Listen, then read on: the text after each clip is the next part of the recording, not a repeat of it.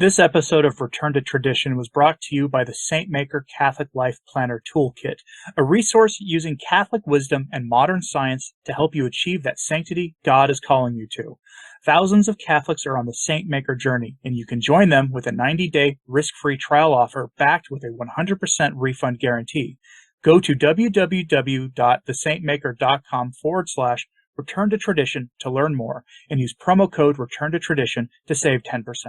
In the wake of a U.S. Conference of Catholic Bishops publishing its synodal report, which reads like a watered-down version that the demands the German bishops are making, the Flemish bishops, the bishops of Belgium, issued a document that is equally repulsive.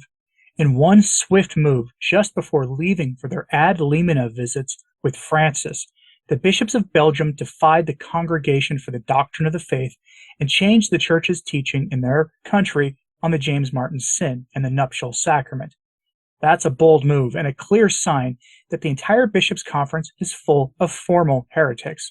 But the best part is this: since they are about to meet with Francis, they must have known that he would be okay with what they're doing.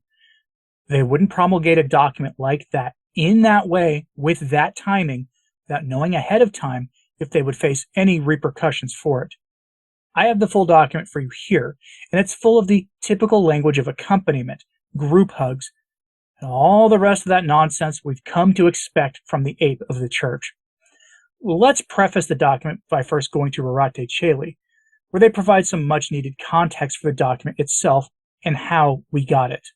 Quote, Archbishop Leonard of Brussels-Mechlin was one of the most conservative voices of the Church in Europe. That was enough for the petty, vengeful, small, little man currently occupying the throne of Peter to not only not make him a cardinal, but accept his retirement, unusual for a major archbishop, as soon as he reached 75.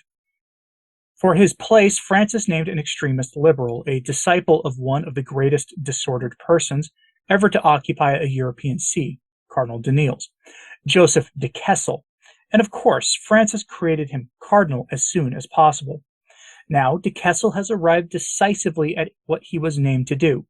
The bishops of Belgium are to visit Rome in the upcoming days for their ad limina visit, and just in time, de Kessel led the Flemish bishops in approving a special quote-unquote liturgy with prayers for the blessing of James Martin unions. The quote-unquote liturgy is below. It's what these bishops want because it's what they are. Gross, creeps, sniffers, repulsive creatures of utter darkness, whose only aim in life is to make the Church of God as dark and disordered as they are. They will not prevail. They will give us still many decades of sorrow before their ilk is swept from the earth in a wind of fire that will make the cities destroyed by fire falling from the sky in the Old Testament seem tame and peaceful. And mostly quote. Think you get the idea. Diane Montagna provides a translation we'll be working with. Rorate Caeli published it, but I saw it first on Twitter before I saw it there. Now, like that part of the Rorate Caeli piece, I have to make the contents of the letter, we'll call it platform friendly, but I know you'll get the idea once you hear this satanic document. You can call this the fruit of Vatican II if you like. All I know is that the bishops of Belgium specifically cited Amoris Laetitia for the reasoning behind this. And since they did this before having the visit with Francis, they must be pretty dang sure that Francis will approve what they're doing here. Now, if that isn't the case, if Francis actually, corrects them, I will happily let you know that when the story breaks, though I doubt that it's going to. Here's the text of the document, though, translated by Diane Montagna. Being pastorally close to those with the James Martin affliction, for a welcoming church that excludes no one. For years, our country's Catholic faith community, in all its sectors, has been working with other social actors to create an environment of respect, recognition, and integration. Many of them, moreover, are committed in an ecclesiastical context or a Christian institution. The bishops encourage their collaborators to continue along this path. They feel supported in this by the apostolic exhortation Amoris Laetitia, which Pope Francis wrote after the 2015 Synod of Bishops. Discern, accompany, and integrate. These remain the main key words.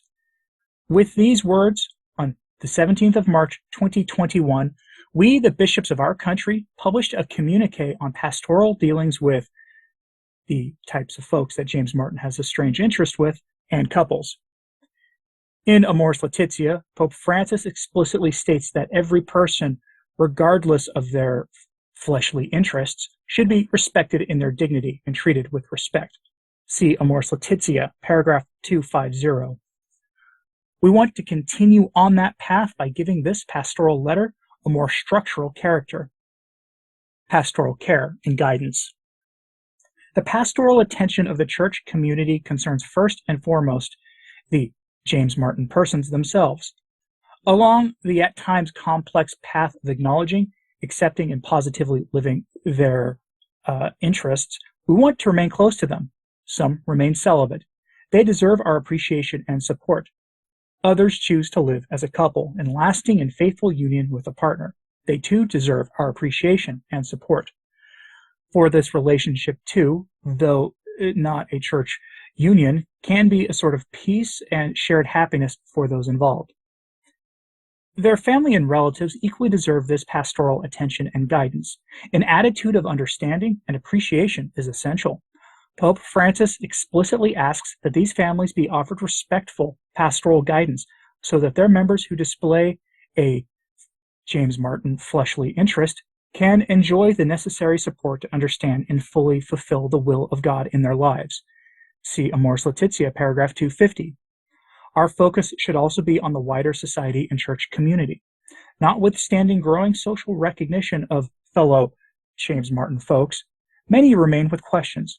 At the same time, the so-called fear and physical problems that those who oppose this topic can raise its head.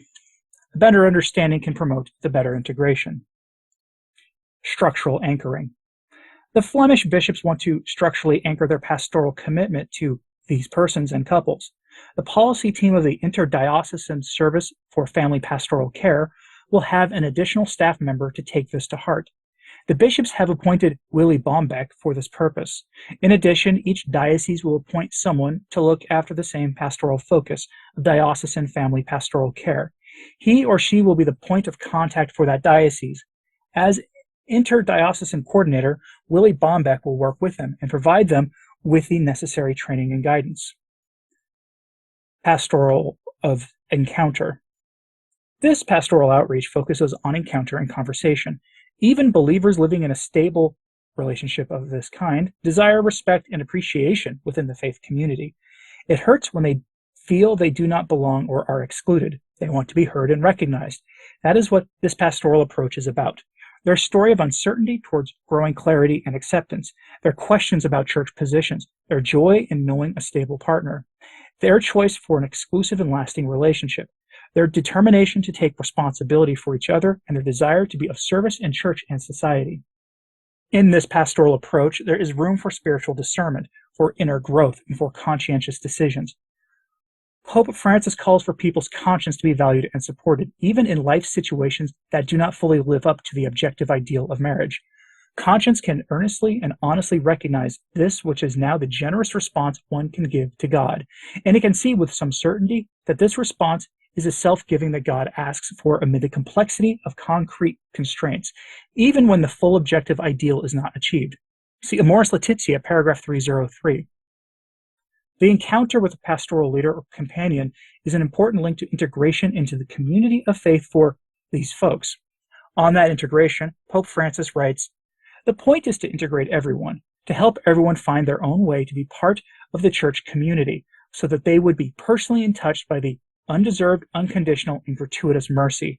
No one should be condemned forever, because that is not the thinking of the gospel. I address not only divorced people and people in a new relationship, but to all in whatever situations they find themselves." See Amoris Laetitia, paragraph 297. Prayer for love and faithfulness. During pastoral meetings, people often ask for a moment of prayer to ask God to bless and perpetuate this commitment of love and fidelity. What content and form this prayer can concretely take is best discussed by those involved with the pastoral leader. Such a moment of prayer can take place in all simplicity. Also, the difference should remain clear with what the church understands by a sacramental marriage. And from there, it goes into the prayers that they actually have, that they've written to have for their blessings of these unions. So it should be obvious by now that this goes beyond the church's strong teaching against violence, or the church's strong teaching to recognize that all people have dignity as the children of God and are to be afforded certain amounts of respect based on that. What they have done is categorically reject the church's teachings, which is that those not in a sacramental marriage are chosen to live in accordance with their state in life. Everyone is called to do that, to live in accordance with your state in life. Priests, unmarried laity, those in a sacramental union are called to behave in very specific ways. And the document categorically rejects that, as well as Scripture's admonitions against those certain practices. And they're trying to change the standard church teaching. And they're doing it based on the growing explicit notice of the secular world as a reason to change church teaching. But perhaps worst of all, since no one is going to probably notice this, in the document, the bishops say that no one deserves to be condemned forever. That, folks, is the theology of "dare we hope all men are saved," brought into conflict with the teachings of the church in more concrete ways that affect people's everyday lives than merely just spouting that stuff in a video somewhere. And that heresy won over the teaching of the church, at least for the time being. This is a reminder that this is the guiding document for the bishops of that entire country, by the way. If you're in Belgium, this is coming to your parish. Probably even if it's an FSSP or Institute of Christ the King parish, the local bishops have total authority over those masses, and they will try to impose them on the traditional groups that they have authority over. Whether the Jimmy Martin fan club will be seeking out their parody of the nuptial sacrament at those parishes remains to be seen, though I honestly kind of doubt it, but then again, we're talking about lace and incense and things that might be appealing to them.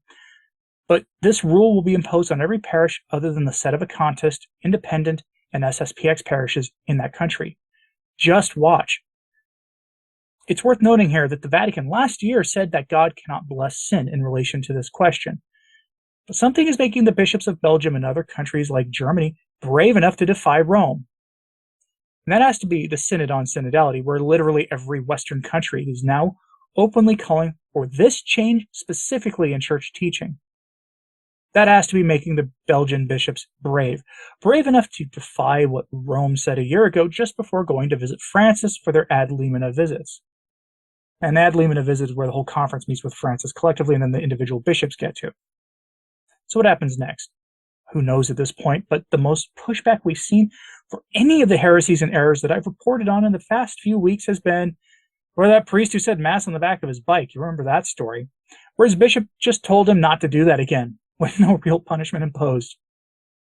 If that's the defense of the faith and sacraments we can expect out of the bishops, then we should expect nothing more than that from Francis himself when he meets with the bishops of Belgium, especially since he's probably endorsing what they're doing. Keep an eye on Return to Tradition for an update on their visit with him, on the off chance he decides to rein them in. But what do you think about this story?